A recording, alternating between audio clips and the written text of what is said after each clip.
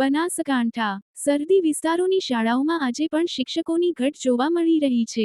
વાવના અસારા ગામમાં શાળામાં શિક્ષકોનો અભાવને લઈને જિલ્લા શિક્ષણ અધિકારીને રજૂઆત। શાળામાં શિક્ષકોની ઘટને લઈને સરપંચ સહિત ગ્રામજનો પહોંચ્યા જિલ્લા શિક્ષણ અધિકારીની કચેરી। ધોરણ 1 થી 8માં એક જ શિક્ષક હોવાથી વિદ્યાર્થીઓનું ભાવિ અંધકારમાં। અનેકવાર રજૂઆતો કરવા છતાં શિક્ષણ વિભાગ દ્વારા શિક્ષકો મૂકવામાં ન આવતા હોવાના ગ્રામજનોના આક્ષેપો। 300 થી વધુ વિદ્યાર્થીનું ભાવિ અંધારામાં હોવાથી વાલીઓમાં રોષ। 3 દિવસમાં શિક્ષક મૂકવામાં નહીં આવે તો ગ્રામજનોએ શાળાને તાળાબંધી કરવાની ચીમકી ઉચ્ચારી।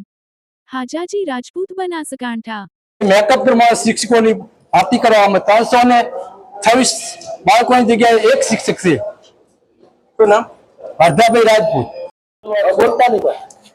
આજે અમે વાવ તાલુકામાં અસારા ગામથી હું અસારાવાસ ગ્રામ પંચાયત સરપંચ ભવાજી રાજપૂત અમે આજે તમામ ગ્રામજનો અસારાવાસથી અમે આવેદનપત્ર દેવા માટે આવ્યા છીએ। પહેલું અમે 5/3/2025 આવેદનપત્ર વાવમાં આપ્યું હતું તે અમારું કોઈ સ્વીકાર્યું નહોતું, કોઈ સાંભળ્યું નહોતું। એટલા માટે તમામ જે શિક્ષકો છે એમના વાલીઓ બધા ભેગા થઈ અને તમામ ગ્રામજનો 5-10 ગાડી ભરીને અમે અહીં પાનપુર જિલ્લા સુધી પહોંચ્યા છીએ અને અધિકારી સાહેબને અમે અત્યારે મળ્યા અને આવેદનપત્ર આપ્યું કે અમારે 1 થી 8 ધોરણ છે, શાળા 300 થી વધારે બાળકો છે, એ બાળકોને ભણાવવા માટે એક શિક્ષક છે, એ સરકારી કામમાં વધારે લાગી ગયેલા હોય છે એટલે શિક્ષણ કરાવી શકતા નથી।